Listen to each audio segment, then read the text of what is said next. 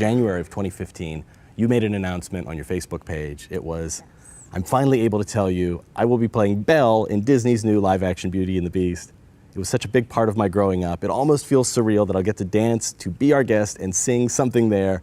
My 6-year-old self is on the ceiling, heart bursting. What changed between then and now? Like, what was the thing you didn't expect that you wish you'd known back then? Was it the singing? Was that the hardest part to learn? That it was all going to be okay, hands down. I think, you know, there were so many new things that I was taking on with the role. I'd never done a musical before, I'd never sung. I mean, I always sung, but I'd never sung publicly before. I'd never sung in front of anyone professionally before, in front of anyone else. I'd never horse ridden for a movie before. I'd never danced for a movie before. So like, I kind of went into this boot camp for 3 months before we started shooting, which was like singing 4 times a week, dancing 5 times a week, writing 3 times a week. Yeah, Belle boot Do you camp. ever combine them? Sing and ride a horse? All at the same time. Actually, I don't, thank God. I think my brain would maybe explode. You didn't sound intimidated, you sound jubilant. My 6-year-old self is on the ceiling. On the ceiling, yeah, no. I mean, I feel so blessed to have already played one of my childhood heroes, which was Hermione, and then to get to play another one. I feel like that's almost unique to an actress to get to do that. So I was like, wow, this is. I just felt incredibly lucky to have the career that I'm having. You know, in my house, we are big animation fans. My wife and my kids love the Disney cartoons, and you know, even among people who grew up with them and are now adults in their older years, grew up with, you know, these Cinderella and Pinocchio. Beauty and the Beast is a much more recent one from the 90s, but it means so much. Like, the geekdom around animation is as intense as Star Wars or Marvel, DC, Harry Potter. Totally. Isn't it? Yeah, I feel like it unlocks for people something from their childhood, something that feels so deep inside them, and like something that they've always known. It has a level of familiarity that is just so intense and special. When I talk about prep and whatever else, it was like, in the build up to the movie, I really felt the pressure of that, not just from me loving those films, but knowing how much this character means to so many people. What was it you didn't want to change about her? Like, what do you think is fundamental to the character of Belle that needs to stay the same in both the animation and the live-action version? What I love about Belle is that she's kind of, if you look at her within sort of the category of those Disney characters, she's kind of the rogue. She takes a different course. That was always what I loved about Belle. Like, when I think about Belle, I think about her singing Belle Reprise, which is her sort of coming out of her house and singing this song, which is just kind of like bursting out of her, which is, you know, I know everyone around me can't understand why I don't want what everyone else thinks that I should want, and which is being handed to me, but I really just want something more. I want something else. Like, this doesn't fit, I don't fit. She kind of, like the Robert Frost poem, she takes the road less traveled, and I always really identified with that. Belle is no sheep. She's really on her own, just on her own path. She's friends with sheep, though. She's friends with sheep. She is friends with sheep, but she's on her own thing, and there's this like defiance, and that energy, that spirit was really what I identified with in her. That's like her Sound of Music scene too, where she runs up into the hills and she's kind of turning around and looking down at her town. And it's also an expression of loneliness, isn't it? Because she says that for once it would be grand to have someone understand. I have so much more than they have planned. And you get the sense of how isolated she is from everyone. Definitely, and I think that in the end is where Beast and Belle find their common ground, is because they both feel really lonely. They both feel like outsiders in their own world. Belle is kind of trapped in her surroundings, in her village, and Beast is trapped in this castle. And there's this sort of strange mirroring, there's this strange parallel where only when they're together do things kind of feel like they make sense. And that's where they start to really fall in love. Yeah, they make sense of one another for each other. So the opposite of the question is, that was what you wanted to keep the same about them. Yes. What did you want to change? Like, what did you want to bring to it to make it your own, your version of Belle? What's so beautiful about the story as a whole is this idea that Belle is able to see past these extraneous, external, superficial qualities of Beast. She's able to see deeper. And that's one of her that's kind of one of her special powers, is that she can see behind his anger and frustration, see the pain and vulnerability and insecurity. And her beauty is put in contrast to his beastliness. And it's kind of what creates that beautiful opposition. The following ad is being condensed for your viewing convenience. I just switched to Geico, saved a whole bunch. Car insurance, huh? Yeah, saving money? Super easy. Oh man, who doesn't like saving money? Am I right? I'm not cleaning that up. Everybody has their own unique way to brighten their day, which is why every Dunkin' latte, cappuccino, and macchiato is carefully crafted with espresso and milk, just the way you like it. Your coffee, your Dunkin'.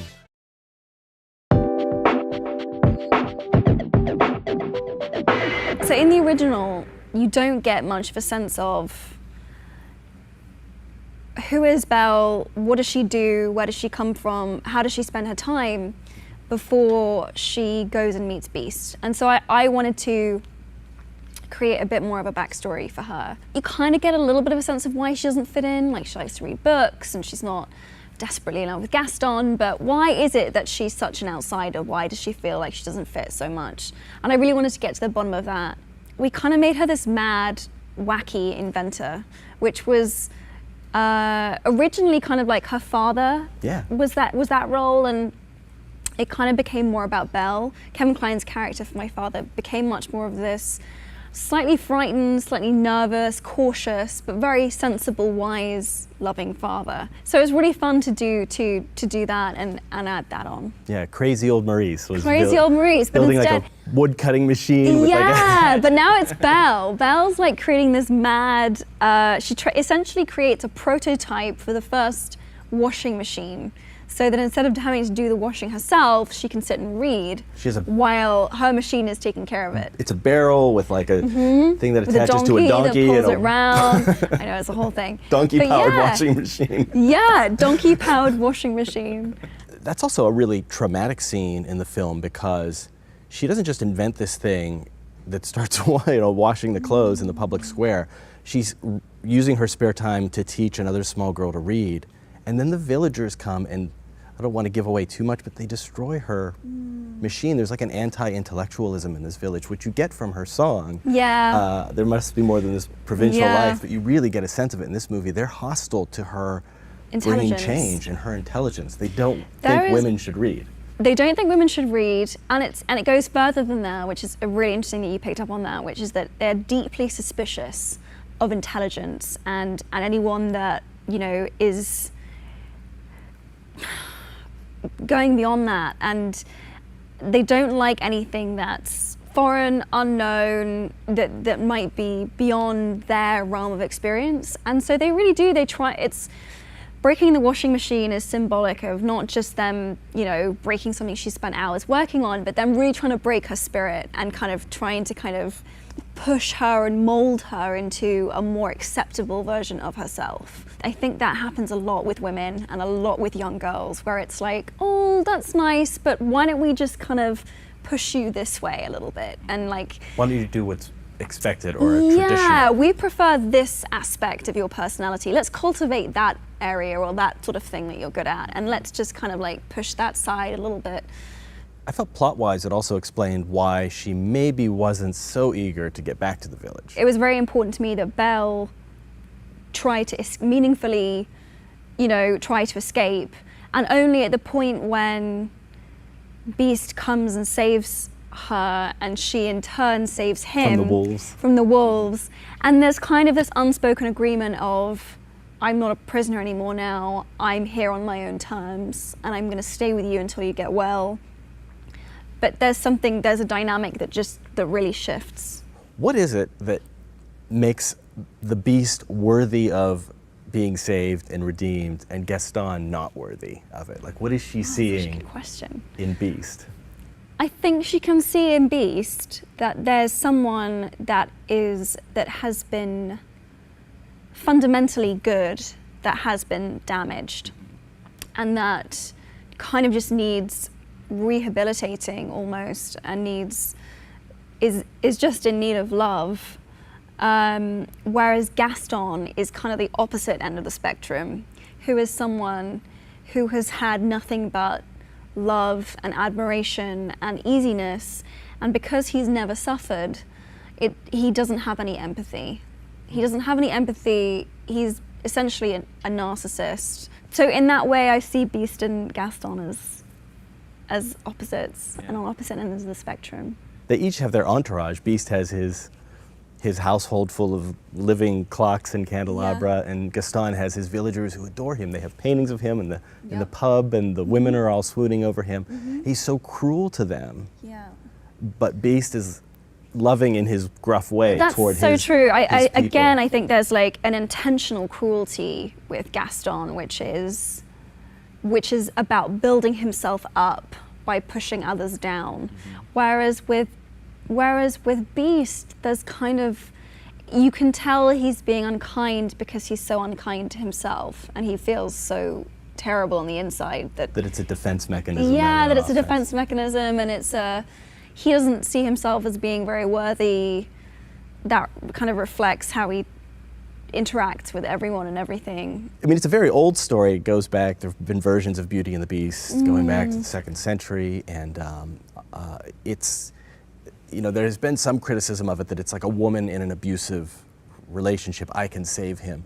I don't really see it that way. I presume you don't either, but why? What do you say to that type of concern, that it suggests to girls, stick with that abusive boyfriend, maybe you can fix him? Right. Why do you think that's not the case? It's such a good question, and it was something I really grappled with at the beginning. The kind of Stockholm Syndrome question about this story.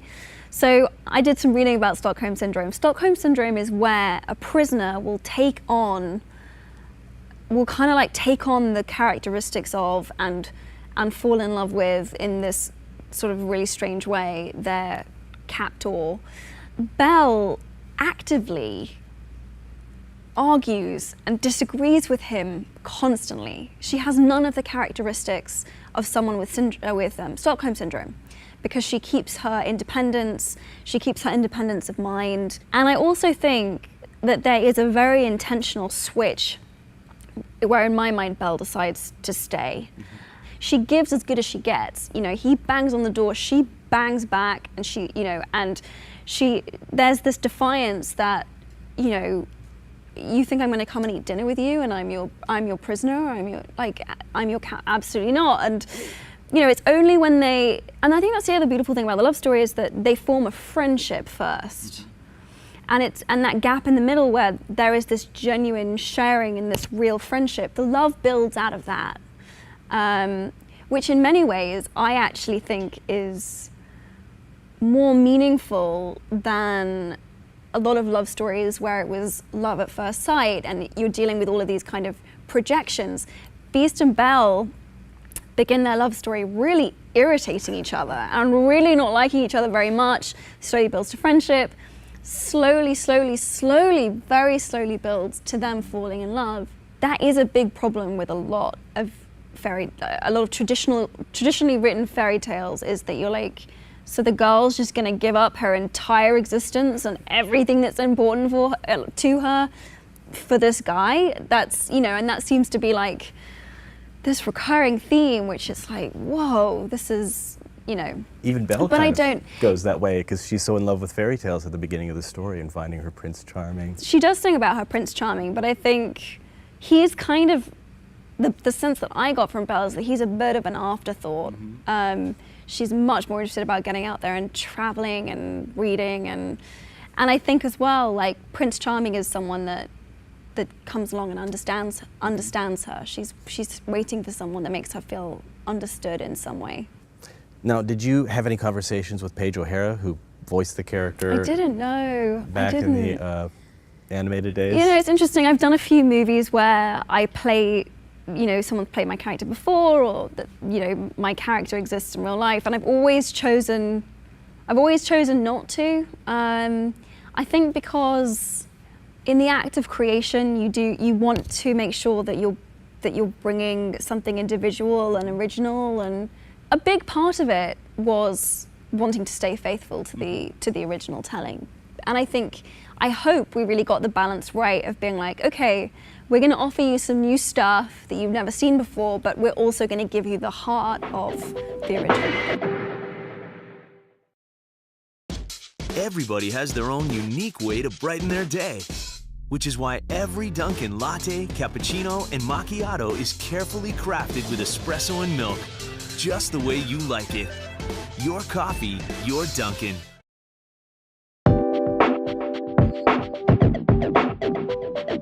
You've been through this yourself on the other side of it, though, handing off Hermione Granger to Noma Dumuzwene on Harry Potter and the Cursed Child. Yeah. You've met her and Yes. talked. What are your Yes. conversations like about Hermione? Now this is a character you both share. Oh, it was so strange. It was so emotional seeing Noma's performance in a way that I had not anticipated at all. I went to the play like really just like, oh, you know, this will be great. I'll be interested to see. And didn't even realize until she walked in the room and just spontaneously just burst into tears. It was such an emotional moment for me, I can't tell you. But it made me, it was such a relief because I think I'd played that character so intensely up until that point to know that Hermione was gonna be okay. I know that sounds crazy, but like to know that everything turned out all right and everything in the world was okay and that there was someone else carrying her on and carrying her forward, and it was just such a relief. It made me so happy because otherwise, I don't know, playing someone that, I mean, we get that little flash forward at the end of the last film, but playing someone that kind of just gets stuck in time at 20 years old, 19 years old was like, no, like I wanted her to have a future. Well, you see so many years of her life Yeah. back to back to back, and then Yeah. nothing. So yeah, so it was sort of a relief. You obviously Yeah, care a it lot was a about the relief. character. It was a relief, and again, it just feels so lucky to play someone that I sort of care about as much as I care about Hermione, and that kind of, in a way, does feel like an extension of some of the essence of Hermione too. When you talk to her, do you feel like you have a mutual friend in Hermione, like you both know her Yeah, so well? oh, definitely. And that was the other weird thing, is that Noma was a complete stranger, but that I felt like I'd known forever. It was really, I can't tell you, like there was just an instant like intimacy, connection. Oh, we're totally on the same, you know, yeah.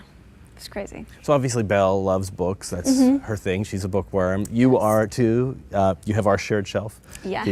The book club. What are you Yes. reading at the moment? Like what's occupying? We're actually What reading The pages are you Vagina turning? Monologues by Eve Ensler. And Eve Ensler's written a ton of great books actually, so I had already seen the play before, so I'm kind of delving into a few of her other ones as well. I remember my mum taking me to see it when I was still pretty young, and I was horrified by the whole thing. I was like, you know, because it's such a stigmatized topic, and Eve just boldly and bravely kind of just takes a pickaxe to all of the walls, to everything. And so you end up, if you bring it up as a topic, you end up having amazing conversations with people. People know you for He for She, Yes. the United Nations solidarity movement, bringing men into feminism, in supporting their friends and sisters and mothers. And what's the latest with that program? What can you tell us about where that is and your involvement with it? Yeah, I think the other thing that was really important for me about that movement was men understanding that it was also not just them helping their sisters or their friends, but kind of in a way helping or saving themselves in order to make themselves more full and more human and more whole, and you know, cherishing what we often consider to be feminine qualities, instead of kind of sweeping them under a rug or trying to pretend that they don't exist, or just generally devaluing them. What I would really love to focus on is there's a lot of missing data in that we have about women and girls, and there's a lot of these gaps that I'd love to try and fill and get some more information on, because when you can show the data on something, it makes something visible, and you know, it's very difficult to treat a problem that you just don't have. Like what kind of problems? Gosh, everything from sexual violence to FGM to literacy rates to everything really. Often because we often don't measure a lot of things that happen within what we consider to be the private sphere. So this year, I really want to focus on statistics and information and data collection. What do you think is like the primary blind spot that guys have about this movement, about feminism, about doing the right thing? Just what is it that we're not seeing? I think the word is really difficult because it seems to inherently suggest a preferential treatment of the feminine over the masculine because it has the feminine in the word, and I think that's a real oversight and a misunderstanding. Rather than just basic fairness. Rather than just gender, across, just gender equality across the board. This isn't girls are better than boys, boys are better than girls. This is just everyone deserves a fair chance at whatever it is. I think also because a lot of prejudice and certainly misogyny is so normalized, it's like it's right under people's noses. So when you raise it, there's kind of like we've dealt with that. Women got the vote ages ago. Like this isn't a thing. And then when you start to kind of unravel it for people, they go, oh, I didn't think about that, or I didn't think about this. And if I were to say I was a feminist, it would be a personal attack on you as a man, as opposed to a patriarchal system or something much larger than an individual person. I think also men think that they can't be feminists. That's a big misunderstanding. Some of the best feminists I know are men. Why do you think they feel they can't? Like that's not masculine if you're a feminist? Yeah, that it's not masculine if you're feminist, that only women can be feminists because it's about, again, it comes back down to that misunderstanding of to the word, they had his feminine, so I can't be. Yeah, so I can't touch that. I like to joke about the man box, which is like, you can only be a man if you fulfill these certain qualities and you stay within this square of like, you're in your man box and you're safe in the man box. And something for some men about going near feminism is a step out of the man box. Because they know it's just so fragile. It's just It is gonna fall fragile, apart. I know, it's gonna fall apart. They need to hold that box identity together. structure, definitely. And I really sense that. And also, no one likes to feel that there's blame attached to that word. And I think that's very difficult to deal with. Everybody has their own unique way to brighten their day, which is why every Dunkin' latte, cappuccino, and macchiato is carefully crafted with espresso and milk, just the way you like it. Your coffee, your Dunkin'.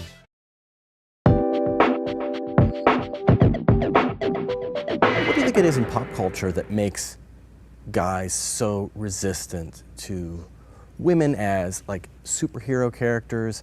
I cover the Star Wars films as well, and certainly it's not the majority of the fandom at all, but there is a certain subset that doesn't like that the last two Star Wars movies, the two new ones, both star women, both are focused on women as the main character. You see this sometimes with like the female Ghostbusters movie too, like you're ruining my childhood by casting women in these parts.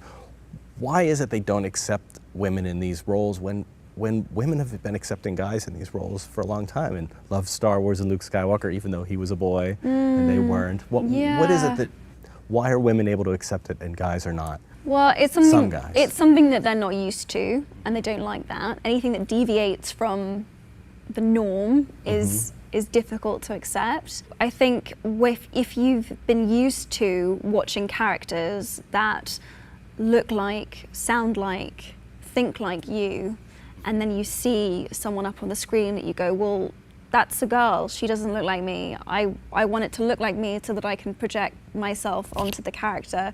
Whereas women are great at doing that anyway. We see whoever is on screen and we recognize the human qualities in the man that we relate to, and there's not such a gap, but for some reason, there's some kind of barrier there where they're like, I don't want to relate to a girl. Often I feel like, the superheroes that, if I asked a young boy what superhero they looked up to, I feel a lot fewer would say a female one, or would ever use an example of a Wonder female Woman one. or Black Widow, yeah, they wouldn't. Than than in reverse, which is a shame because I feel like we need to live in a culture that values and respects and looks up to and idolizes women as much as men. So I think that's starting to slowly change, but it is something that I feel like it does actively need to be addressed. You hear people talk about, obviously Carrie Fisher just passed away, and women will talk about how important that character was to them. Yeah. Princess Leia was a touchstone. For me, I have a 7-year-old daughter, and Rey is her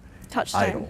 And she loves Princess Leia too, but Rey is for her. Do you Yeah. feel like Hermione is on that spectrum too? That Definitely. do you hear from, I guess, little girls now, but also people who were in their 20s who grew up with your films, that they connected with Hermione? She was smart, and she wasn't ashamed of that. No. She wasn't too concerned about winning over the boys. No. She was more interested in being herself, except for when she had Polyjuice Potion. I feel like, yes, 100%. But I feel like, Hermione was that perfect example of turning on its head this initial prejudice that she gets, which is that you're bossy, you're this, you're that. But Hermione finds a way to wield her intelligence and become really the leader in this group of 2 other boys, and that's kind of the role that she assumes. Harry is much more intuitive. Ron is just along for the ride. Hermione Kind of a mess. is the one with the plan. She's the one with the plan. She's in control, and I think somehow that gave other women permission to feel that they were allowed to take up space, and they were allowed to do that. And what's so fundamentally beautiful about Hermione is her loyalty to that group of friends. In a way, she's really the glue that keeps that trio together. So her role it's fundamental, and the boys know it, and they really treat her with Respect. as if they know that. Yeah. Did you face that growing up? Did you have people telling you to do, as we talked about with Belle, to stay a certain way, focus on certain things? What type of obstacles were thrown in your path? The amount of positive feedback I would get from looking pretty and like putting on a nice dress and smiling nicely and doing all of that, the amount of like affirmation and validation that would come with me spending time doing that versus studying for months and reading something interesting and being passionate about something and talking about it. I mean, that would barely get a side glance, but like there's so much. So if you showed up on a red carpet looking beautiful, you'd get a lot of attention for that. But if you Well, there gave were a speech or times talked about as a young something, woman when it just felt really, this is really depressing. Like I've put so much of myself into whatever this thing is, and ultimately all anyone seems to care about is this other thing. That's not just me. I know I'm in a very unusual and unique set of circumstances, but I have lots of other female friends who'll be like, I gave a presentation, it was 20 minutes long, and someone just said, oh, like, why are you wearing that weird pantsuit? And they were like, that's what you took away from 20 minutes of what I just said? It's like, it's really hard. So I think that's a tough one. I think that's a really tough one. you had a choice. I mean, you went to college, and you had a choice then to either continue acting or pursue something else. You majored in English literature, is that Yeah. right? What made you decide that acting was then going to become the main event and not just something you used to do? Perks of Being a Wallflower. Really? Really, yeah, it's so funny because I went to college and I was genuinely kind of like, well, I'm gonna go study and then I'll kind of like, I'll see what happens. And then Steve sent me the script for Perks of Being a Wallflower, and I went and I sat down with him, and it just reignited this. I was like, Had you read the book before you read the no, script? I hadn't. So I read the book and it just gave me this weird compulsion. I was like, I have to tell this story. Oh my God, if I don't do this, nothing else makes sense. Like, I don't want to spend my time doing anything other than making sure that this movie gets made. I must go to Pittsburgh. I must make go to this- Pittsburgh. I must get funding for this movie. And it's like, and it was really strange because I just didn't know coming out of Harry Potter whether I was going to feel that way about anything else for a long time. I had loved performing and I had loved acting, But really a big part of the passion for me was that I just loved those stories and I wanted to be part of that world, and I loved who that character was. And it wasn't so much for me about the idea of being an actress. It was the idea of, like, I just want to be part of this. And Perks and working with Steve and feeling that I had something else to give and offer was what really did that for me. Do you write? Are you interested in writing? I do write, but I think when I write my best, I'm writing about something that I'm either so angry or so passionate about that it kind of just comes out. For me, writing is like an overflow. Writing is like, oh, like I have all this stuff and I need to get it out of me somehow, and I put it all down on paper. It's therapy, and it's like trying to work things out in my own mind and trying to understand. It's trying to understand better what's going on in here. The following ad is being condensed for your viewing convenience. So I just switched to Geico. What took you so long? I know, I saved a ton of money on car insurance. That's what I'm talking about. Geico also gives you 24/7 access to licensed agents. Booyah!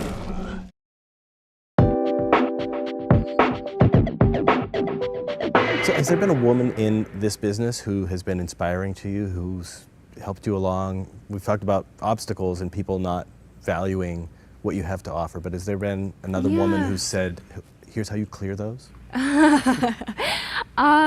For me, I think my big like aha moment, or my big feeling of like, wow, there's like this whole cavalry that are coming to my support and women that I can call and try to make sense of things, was more when I became a part of the feminist movement, and it was meeting people like Gloria Steinem and Sheryl Sandberg and Bell Hooks and, you know, and Eve Ensler and Caitlin Moran. It's really the women whose books I started reading and then was fortunate enough to meet and speak to, who made me feel that something that a set of circumstances I had been taking very personally were in fact not personal at all, but actually part of a systematic and much larger and bigger thing than myself.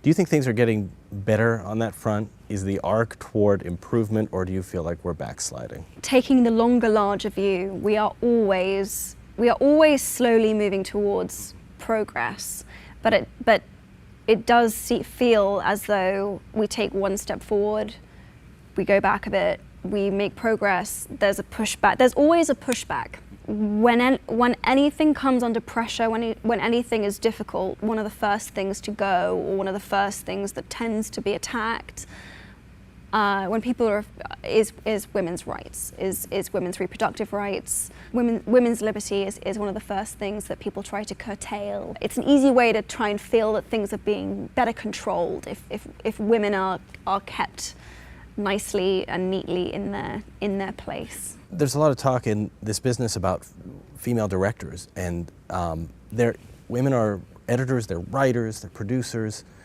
but there are very few female directors overall. Why do you think that is? Oh, we're not even on the scale.